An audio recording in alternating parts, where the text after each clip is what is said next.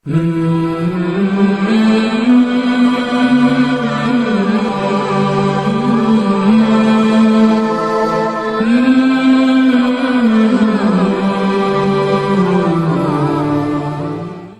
اللہ الرحمن الرحیم عن ابی ایوب رضی اللہ تعالی عنہ انہ قال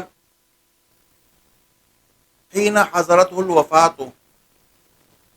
كنت كتمت عنكم شيئا سمعت عن رسول الله صلی اللہ علیہ وسلم يقول لولا انکم تذنبون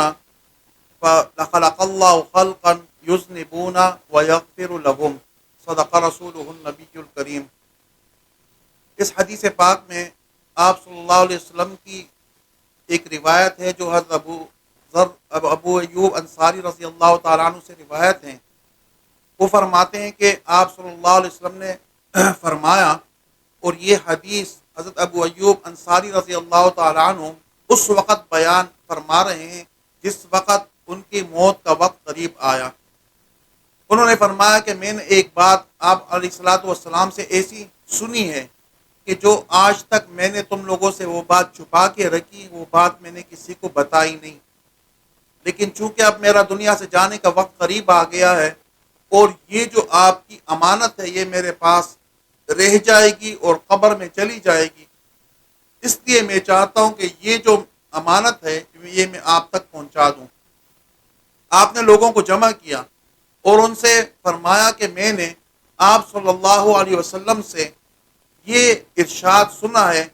کہ اگر تم لوگ گناہ نہیں کرو گے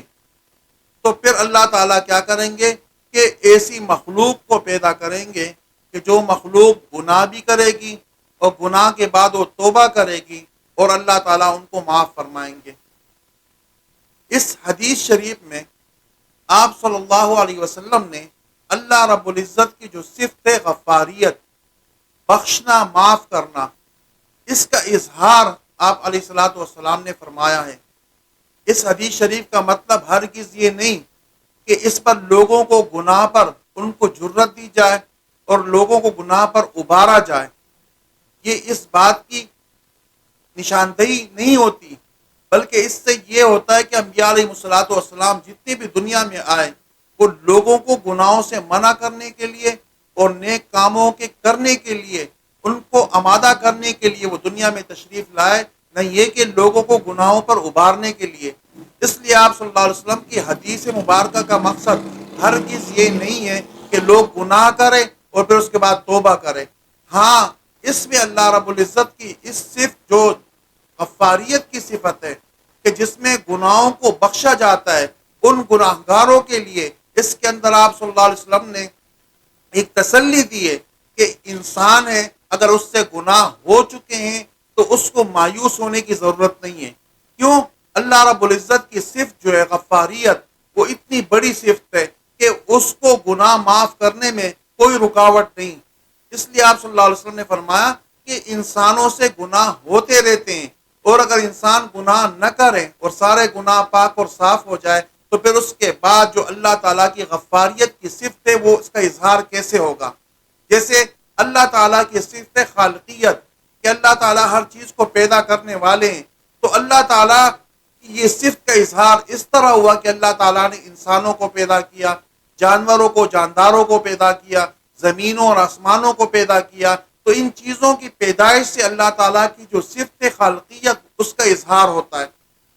اسی طرح اللہ تعالیٰ فرماتے ہیں کہ میری ایک صفت غفار، میں معاف کرنے والا ہوں، میں بخشنے والا ہوں، تو بخشوں گا تو اسی کو کہ جو گناہ کرے، تو گناہ گاروں کو میں بخشنے والا ہوں، جب گناہ ہوں گے تو میں بخشوں گا، میری صفت کا اظہار ہوگا۔ اس میں آپ صلی اللہ علیہ وسلم نے گناہ گار لوگوں کی اس ندامت کو، وہ گناہ گار لوگوں کی اس محرومیت کو ختم کیا ہے کہ اگر گناہ تمہارے زیادہ ہو چکے ہیں تو تمہیں پریشان ہونے کی اور تمہیں جو ہے مایوس ہونے کی ضرورت نہیں ہے۔ اللہ تعالیٰ کی صفت غفاریت وہ اتنی بڑی صفت ہے کہ جتنے میں انسان گناہ کرے اور اللہ تعالیٰ کے سامنے اپنے گناہوں کو لا کر وہ توبہ کرے تو اللہ تعالیٰ اس کے تمام گناہوں کو معاف کر دیتے ہیں، اس لیے کہ اس کی صفت غفاریت صفت وہ اتنی بڑی صفت ہے کہ انسانوں کے گناہ اس کے مقابلے میں کوئی حیثیت نہیں رکھتے۔ تو آپ صلی اللہ علیہ وسلم نے فرمایا کہ دیکھو اگر تم سے گناہ ہو جائے تو توبہ کر لیا کرو، تاکہ اللہ تعالیٰ کی صفت غفاریت وہ ظاہر ہو جائے.